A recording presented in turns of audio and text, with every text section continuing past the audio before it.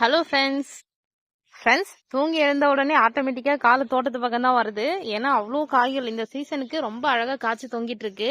இங்க பாருங்க ஃப்ரெண்ட்ஸ், ஒரு 4-5 நாள் நாங்க ஊர்ல இல்ல, வந்து பார்த்தா எல்லா பிஞ்சுகளும் எவ்வளவு பெருசா வளர்ந்து சூப்பரா நிக்குது பாருங்க. இது மட்டும் இல்ல, அந்த சைடுல பாத்தீங்கன்னா ஒரு கம்புல வந்து ஒரு கொடி ஏத்தி விட்டு இருந்தேன். அந்த கொடி வெயிட் தாங்காம எப்படி தொங்கிட்டு இருக்கு பாருங்க. பாக்குறதுக்கே அவ்வளவு அழகா இருக்கு. பாருங்க ஃப்ரெண்ட்ஸ், எவ்வளவு காய்கள் பாருங்க ஒரே இடத்துல.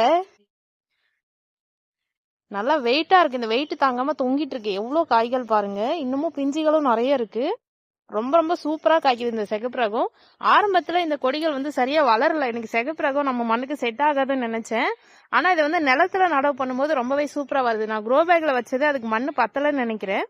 இது மாதிரி எந்த ஒரு செடியுமே நிலத்துல வைக்கும் போது ரொம்ப சூப்பரா வரும். பக்கத்துலயே பாருங்க சிகப்பு வெண்டை. நாங்க ஒரு 5 நாள் ஊர்ல இல்ல, இப்ப நேத்து தான் வந்தோம் சாயந்தரமா.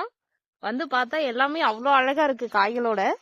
இங்க கூட பாருங்க நிறைய பிஞ்சுகள் எவ்வளவு அழகா தொங்கிட்டு இருக்கு பாருங்க. தக்காளியும் ரொம்ப சூப்பரா வந்துட்டு இருக்கு. நிறைய தக்காளியும் காய்ச்சிருக்கு.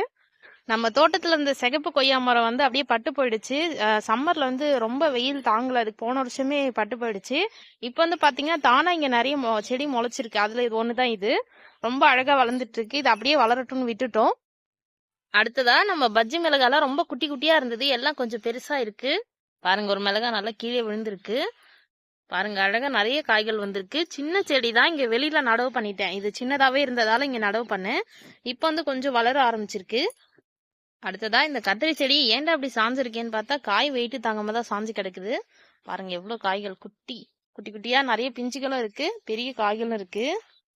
அடுத்ததா இங்க பாத்தீங்கன்னா பல நிற சோளம் போட்டிருக்கேன். எல்லாமே கதிர் வராம இருந்தது, இப்ப எல்லாமே வந்துருச்சு. நான் பார்க்கவே அழகா இருக்கு ஃப்ரெண்ட்ஸ், நல்ல உயரமா வளர்ந்துருக்கு.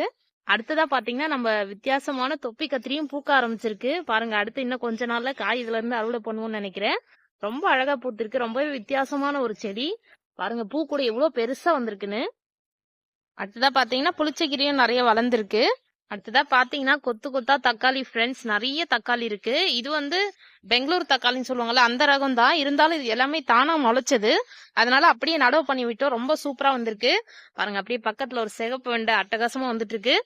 நம்ம சேனல்ல பாத்துட்டு நிறைய பேர் விதை கேக்குறீங்க. எல்லாருக்குமே கண்டிப்பா விதை தரேன். அது வந்து நான் கொரியர் சார்ஜ் மட்டும்தான் வாங்கிட்டு விதையை அனுப்புறேன். விதையெல்லாம் கொஞ்சம் சேர்ந்ததுக்கு அப்புறம் உங்களுக்கு அனுப்பி வைக்கிறேன். அடுத்ததா பாத்தீங்கன்னா கொத்தவரை. எல்லாம் கொஞ்ச நாள் வீட்டுல இல்லாம இருந்துட்டு வந்து திடீர்னு இவ்வளவு காய்கள் பார்க்கும்போது அவ்வளவு சந்தோஷமா இருக்கு.